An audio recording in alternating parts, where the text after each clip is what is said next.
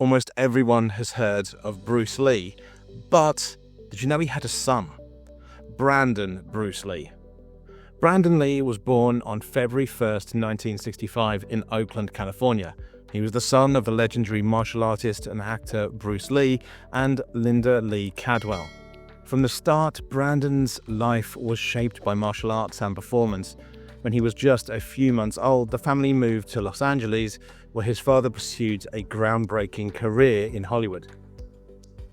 Tragedy, of course, struck when Brandon was only 8 years old. In 1973, Bruce Lee passed away at the age of just 32. For Brandon, the loss of his father left a profound mark, both personally and professionally. He grew up with the weight of his father's legacy, but also with the determination to carve his own path. Brandon began training in martial arts under his father's students and friends. He studied Jeet Kune Do, the martial art philosophy created by his father, which emphasized adaptability and practical efficiency. Beyond Jeet Kune Do, he trained in other styles including Muay Thai, boxing, and street-style combat techniques. While he honored his father's teachings, he also sought to develop his own identity as a martial artist.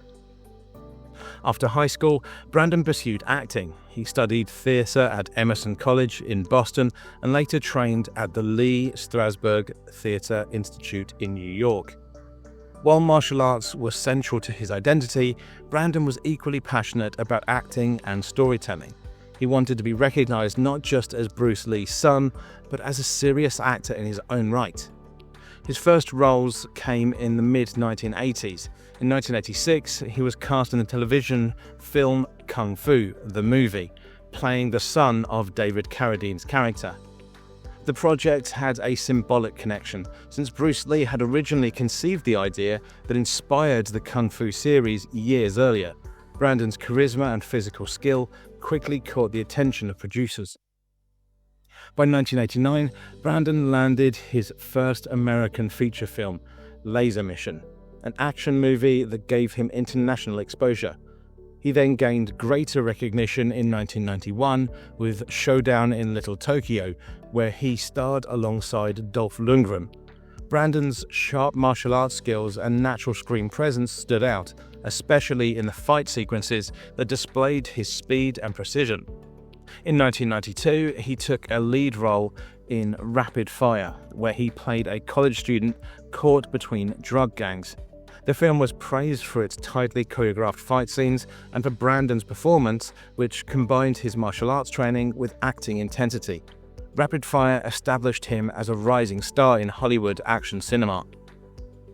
Brandon's breakout role came with The Crow, a dark comic book adaptation directed by Alex Proyas. He played Eric Draven, a musician who is resurrected to avenge his own death and that of his fiancée. The role allowed him to blend action with emotional depth, showcasing his range as both a martial artist and an actor. However, tragedy struck during the film's production. On March 31, 1993, while filming a scene in Wilmington, North Carolina, Brandon Lee was accidentally shot and killed due to a mishandled prop firearm. He was just 28 years old. His death shocked the world and echoed the earlier loss of his father, fueling widespread grief and speculation. Despite his untimely passing, The Crow was completed using stand-ins and digital effects, and it was released in 1994. The film became a critical and commercial success, earning cult status for its gothic atmosphere and Brandon's haunting performance. Many critics believe it showed the full extent of his potential, marking him not only as an action star, but as a serious, dramatic actor. Brandon Lee's martial arts were integral to his screen presence. He inherited his father's philosophy of efficiency and adaptability, but he expressed it in his own way. His fight scenes displayed clean technique, a mixture of striking and grappling, and an ability to make combat look both real and cinematic. He avoided being a simple imitator of Bruce Lee.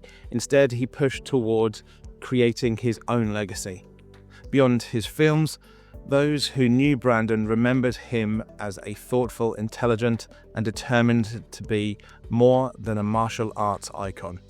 He often spoke about wanting to explore complex characters and to use action not just for spectacle, but to enhance storytelling. Brandon Lee's story is both inspiring and tragic.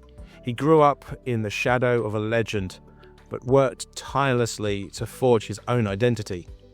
Through discipline in martial arts, dedication in acting, and a vision for meaningful storytelling, he left behind a body of work that continues to resonate decades after his passing. Today, Brandon is remembered not just as Bruce Lee's son, but as a talent whose life ended far too soon. His films remain a testament to his skill, his spirit, and the legacy of martial arts in cinema.